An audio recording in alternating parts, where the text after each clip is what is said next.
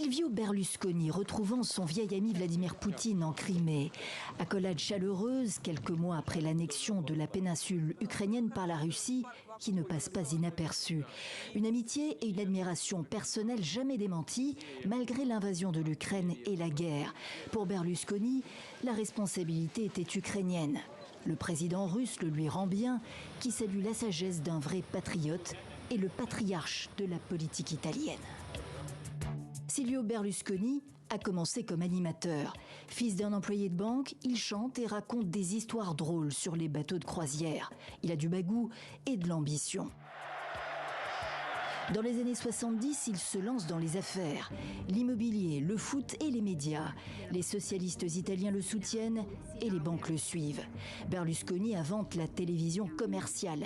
La Cinque, déclinée en France avec la 5, l'installe dans le quotidien des Italiens, à la fois tribune et tremplin vers la politique.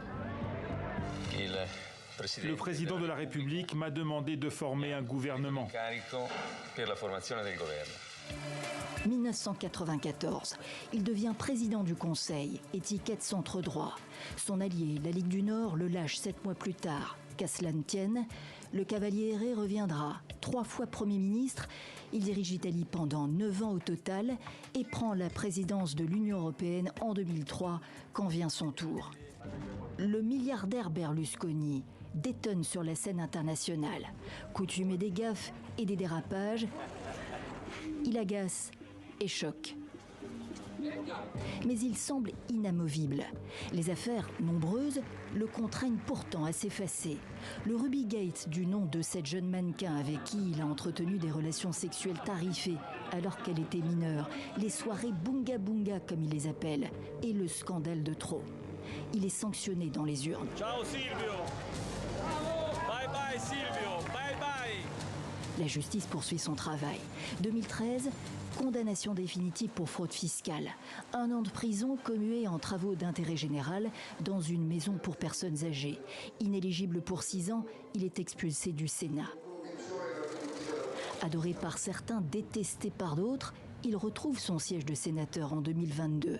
L'annonce de sa mort en surprend plus d'un ce lundi à Rome. C'est vrai ? Berlusconi est mort ? Je le croyais immortel. Pour moi, il fait partie de ce qu'il y a de mauvais dans la vie politique. Alors je ne suis pas sûre des conséquences. Son parti sera sûrement très déstabilisé. Un héritier politique, l'ancien Premier ministre multilifté, au maquillage épais comme le parquet, selon un éditorialiste italien, disparaît sans dauphin. Forza Italia, son parti, 1/3 de l'électorat jadis, ne pesait plus que 8% des suffrages en 2022. Des voix qu'il apporte à Giorgia Meloni. L'histoire retiendra de Berlusconi la success story à l'italienne, mais aussi son soutien à l'extrême droite revenue au pouvoir, une première dans le pays depuis la Deuxième Guerre mondiale.